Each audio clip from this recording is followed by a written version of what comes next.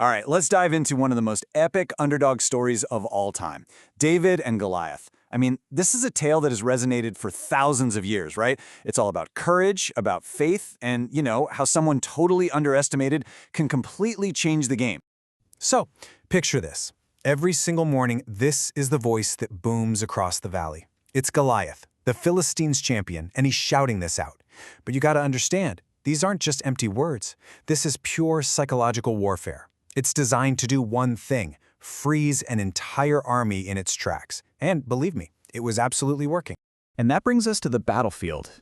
Or I guess you could say the lack of one. You've got these two huge armies, right? Squared off, facing each other, but nobody's fighting. The whole war has just stopped. It's completely ground to a halt, all because of the terror inspired by this one guy. I mean, you can just feel the difference in the air, can't you? On one side, you have the Israelites, and they are just completely paralyzed. We're talking frozen with fear. Even their king, King Saul, has no idea what to do. They're stuck. And then on the other side, the Philistines. Oh, they are loving this. They're so overconfident, just taunting and jeering because they know they've got this seemingly unbeatable giant on their side. Okay, so while all this tension is building, this standoff is happening, the story does something interesting. It pulls way back. We leave the battlefield, and miles away, totally clueless about this national crisis, there's a young shepherd boy. His name is David, and he's just out there tending his flock with no idea that his world is about to collide with his country's. So who is this kid, David? Well, for starters, he's the youngest of 8 brothers. He's not a soldier. In fact, everyone thinks he's way too young to even be in the army. But here's the thing. What he doesn't have in military training, he more than makes up for with this really unique kind of courage. And it wasn't forged on a battlefield, but out there, all alone in the fields. This isn't just him singing a song to kill time. This is his training ground.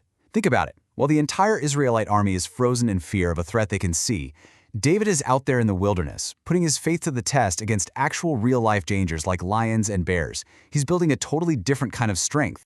So the big question is, how does this shepherd boy even end up at a war zone? Well, it's pretty simple actually. It's just a family chore. His dad, Jesse, tells him, hey, go bring some food to your older brothers on the front line. It's such a normal, everyday task, right? But this is the spark that lights the whole fire. And what's really telling is that even his own dad doesn't really believe him, kind of brushing off his stories about fighting lions and bears as, just a kid's tall tale. Okay, so David shows up at the military camp. And remember, he's not there as a soldier. He's a delivery boy. He walks right into that thick, heavy atmosphere of fear we were just talking about. But when he sees what's going on, when he hears the taunts, his reaction is, well, it's completely different from everyone else's. And this right here, this question he asks, this is the absolute turning point of the whole story. The entire army is looking at Goliath and asking, how could we possibly fight him? But David shows up and asks, why isn't anyone fighting him? See the difference? It's a total shift in perspective. He's not seeing an invincible giant. He's seeing an enemy who is defying his people and his God. So what happens next is just incredible. His own brother Eliab starts chewing him out, calling him arrogant, telling him to go home. He's surrounded by these hardened soldiers who are shaking in their boots.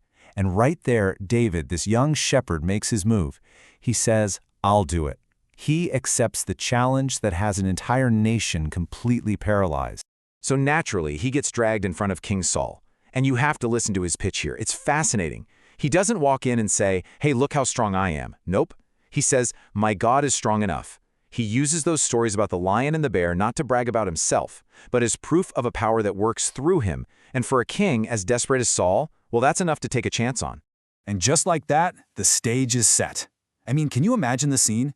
A teenage kid with nothing but a shepherd's staff and a sling walking out onto a battlefield to face this monster of a man, decked out in full armor, carrying a massive sword and spear. And both armies are just watching, completely silent, in total disbelief.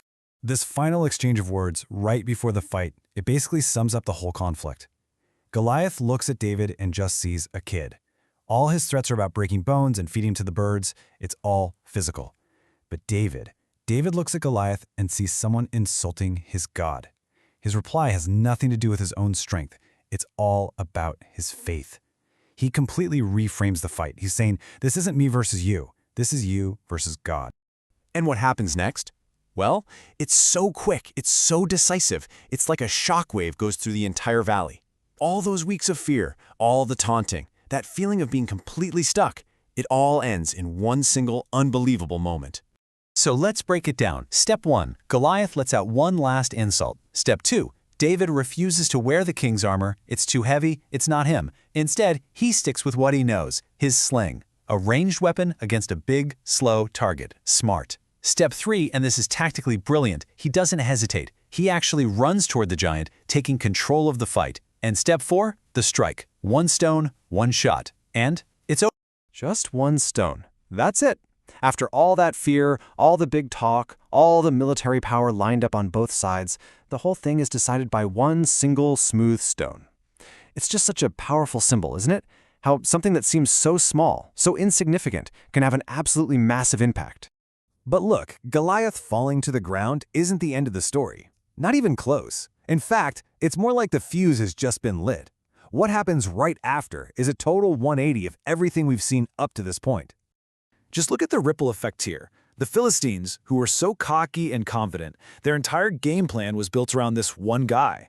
And when he goes down, they just break. They turn and run. Meanwhile, the Israelites, who were frozen in fear just a few minutes ago, they're suddenly filled with this incredible courage. They charge and they win a huge victory. It's amazing. One boy's faith just completely turned the tide of an entire war. And that feels like the perfect place to pause this story for now. See, the death of Goliath, that closed one chapter. It was a chapter defined by fear, but it kicked open the door to a much, much bigger story. The story of this shepherd boy who would go on to become a legendary king.